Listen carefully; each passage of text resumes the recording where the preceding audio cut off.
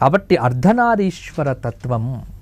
అందువల్ల భార్యాభర్తల మధ్య అన్యోన్యత అనురాగాదులను పెంపొందింపచేసేటువంటి ఉత్తమమైనటువంటి వ్రతము ఈ కేదారేశ్వర వ్రతము.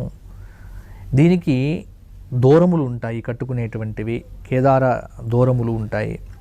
అవేంటంటే ఇది ఇంకొకటి ఏంటంటే అమ్మ, కేదారేశ్వర వ్రతము పరంపరాగతంగా వచ్చేటువంటి వ్రతం.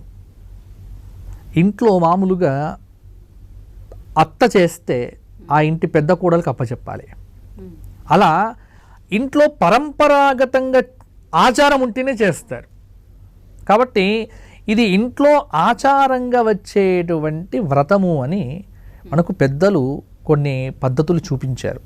అందువల్ల ఇంట్లో కనుక ఉంది అంటే తప్పకుండా తమ అత్త దగ్గర నుంచి ఆదేశం తీసుకొని దూరం తీసుకుంటే దానికి ఒక దీక్ష తీసుకున్నట్టుగా.